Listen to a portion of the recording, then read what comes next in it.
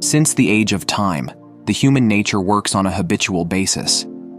Our subconscious mind looks to get comfortable and perform the majority of our thoughts and actions in a robotic, repetitive way. Once we add a new habit, we consciously choose to do it for a period of time. Some say 21 days, some say 60, until it moves from our conscious mind to our subconscious one and is performed by default, without effort. This is an extraordinary mechanism of our minds, a statement of our human capabilities and the immense capacity of the brain. It has the ability to change our lives unmeasurably. However, the subconscious mind doesn't have moral values or direction, so it doesn't differentiate between good and bad habits. Once you perform an action enough times, it will become a self-performing mechanism. And while this may be amazing with exercising or reading, it works the same way with smoking, negative self-talk, mindless scrolling, or other addictions. Once it's rooted into our subconscious, it becomes exponentially harder to change, stop, or alter. Especially if we associate it with a positive feeling, even though we deep down know it's a negative habit. For example, smokers would associate it with a decrease in anxiety or a feeling of peace. Although it is harder to change all already formed habit and introducing new healthy ones, there is one tool that we have in our arsenal: discipline. Discipline, or more specifically, self-discipline, is the tool that we forge to be able to hold our impulses, control our emotions and actions, contrary to our desire for immediate pleasure. It's a way of refusing ourselves pleasure now, in order to receive a lot more pleasure in the future. I have been working on this with myself for a long time now, experimenting and attempting multiple methods.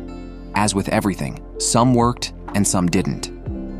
Now let me break down what really worked for me in 5 tips and tricks.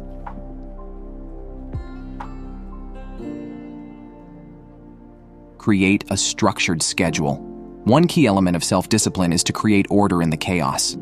You've probably heard people say that even though they are disorganized, their house is a mess, their desk is cluttered, they find order in there. That's partially true. They find order in there, and it all makes sense for them. But there are countless distractions within that disorder that they might not even recognize consciously. Believe me, this comes from a very chaotic person with a very cluttered environment that I somehow took pride in thinking it must be a sign of intelligence or being busy. Let me break it down to you. It's not. You don't realize it initially, but it is putting a strain on your brain processing power. Your brain constantly notices and remembers the chaos and wants to naturally put it in order. People need order, habits, and routines to properly function. So clean up your house, desk, car, make your bed, and most importantly, clean up your actions and schedules. You're going to see a massive improvement in your brain fatigue. Start by doing the next actions. Make your bed. Declutter and organize your desk. Declutter and clean your whole environment where you live and work. Put your phone away for blocks of time when you work. Once you do this, you will remove most of the distractions and you can focus on what's important. Now create a schedule. Don't let your life be impulse controlled. Having a clear and structured schedule will not only provide an order in your life, but it will eliminate a huge mental load from your brain and allows your brain to know what's next and prepare for it. Once you know what's next and when it happens, it will be a lot easier for you to stick to that plan. 2. Do constant and regular reflections. One amazing trick that I learned from the book Atomic Habits is to regularly check what you are doing. At the end of the day, go through every single thing you did that day. Everything. Brushing your teeth, making your bed, scrolling Instagram, the amount of cigarettes you smoked, how many times you felt anxious, what you ate and at what time, etc. This will show you the current structure of your schedule and your life. If you want to dive deeper, do it for multiple days in a row. This way you can average certain actions and their durations. If you want to go even deeper, categorize the actions as positive habits, negative habits, quantify how much you work, what's time that you considered wasted, and what's aligned with your goals. All these exercises will allow you to identify what is that you do, what's done consciously, what's done subconsciously, what should stay, and what should go from your life. This way, you can make a plan, and it will be easier to be self-disciplined if you know the purpose. 3. Celebrate and treat yourself regularly.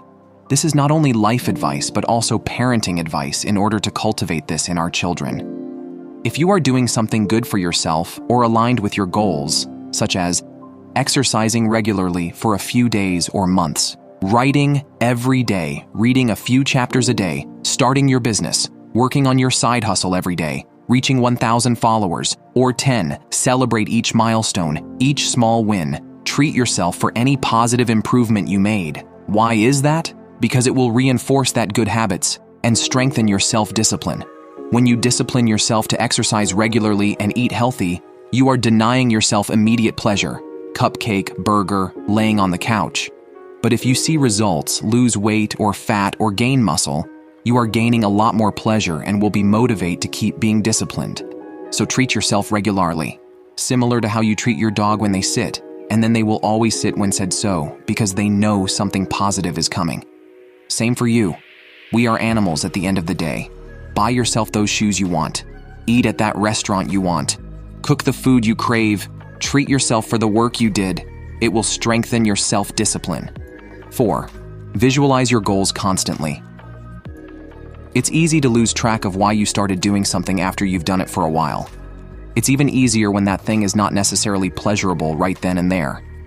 This is why it's very important to regularly go over your priorities. Analyze what you do and what's the purpose behind it. Sometimes, it's okay to stop doing something if the purpose behind it doesn't resonate with you anymore. You will save a lot of wasted time. But most importantly, when you remind yourself the purpose and you realign with it, you restore your motivation tank. You fill up on willpower to use on your self-discipline. Practice visualization and visualize your goals constantly and regularly, focusing on how it will make you feel and the pleasure you will get when you have or achieve that goal. 5. Practice mindfulness and stay present. Mindfulness is a self-development and personal growth tool that I recommend a lot and is beneficial in any context of your life. It's all about staying focused on the present. Don't let yourself wonder or be distracted by the future or the past. It's a way of decluttering your own mind. Like I said in the beginning of the video, you need to declutter your environment in order to perform at your best. Similarly, if you want to improve your self-discipline, which is done in your mind, you need to declutter the mind, the workspace.